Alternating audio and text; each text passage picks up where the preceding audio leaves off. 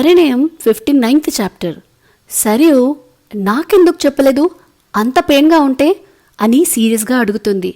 అమూల్య అది అమ్మా pain common అన్నారు, అందుకే చెప్పలేదు అని అంటుంది.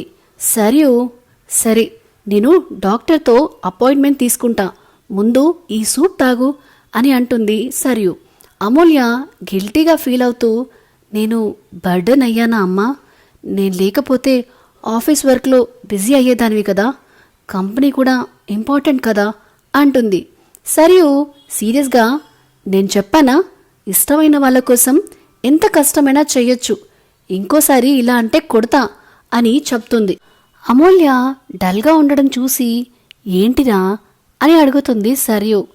కొంచెం ఇబ్బందిగా ఉంది అంటుంది అమూల్య.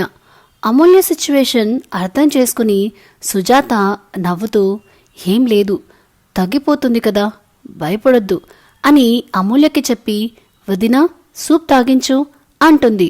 సరియు సూప్ తాగిస్తుంటే నచ్చకున్నా తాగుతుంది. అమూల్య సరియుని చూస్తూ ఉంటే ఏంటిరా చూస్తున్నావు అని అడుగుతుంది. ఏం లేదమ్మా అంటుంది అమూల్య. సరే కానీ మనం మూవీ చూద్దామా అని అడుగుతుంది సరియు.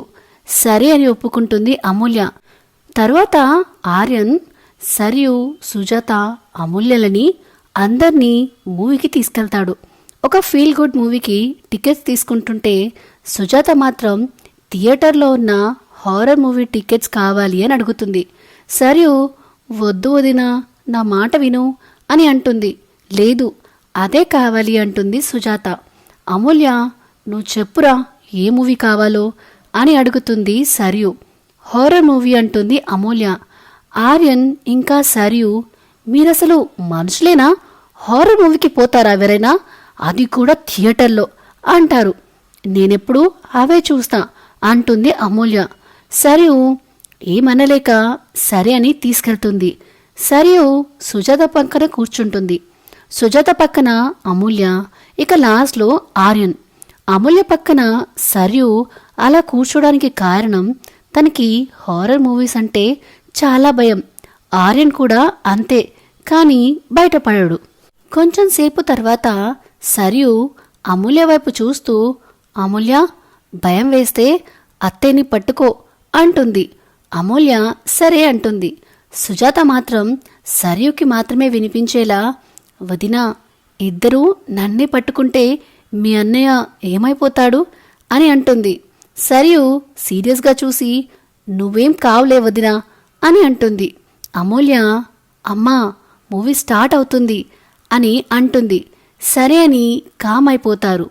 కొంచెం సేపటికి మూవీ స్టార్ట్ అవ్వగానే సరియు భయంగా సుజాతని గట్టిగా పట్టుకుంటుంది.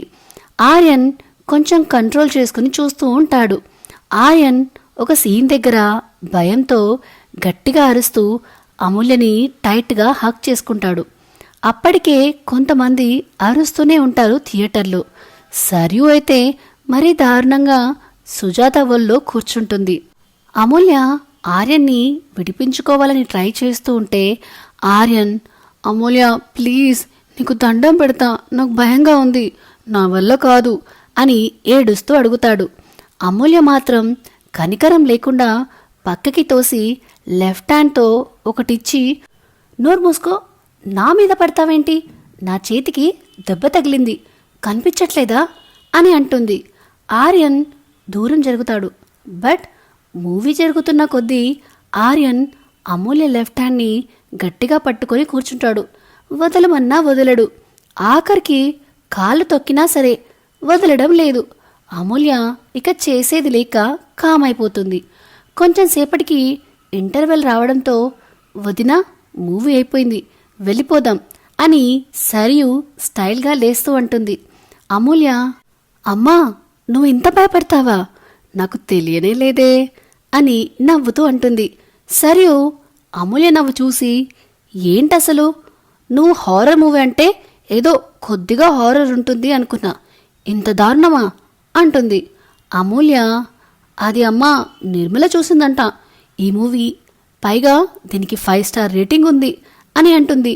సుజాత మాట్లాడుతూ అవునా, అయితే సెకండ్ పార్ట్ చూడాల్సిందే, ప్లీజ్ వదినా ఉందాం అని అంటుంది. సరియు కూతురు కోసం ఒప్పుకుంటుంది. ఇక ఆర్యనైతే లేచి పక్కకి వెళ్ళడానికి కూడా భయపడతాడు. అమూల్య కామ్గా లేచి వాష్రూమ్కి వెళ్ళి తనలో తనే నవ్వుకుంటుంది. కారణం భార్గవ్ కూడా ఇంతే, ఎగిరి దూకుతాడు.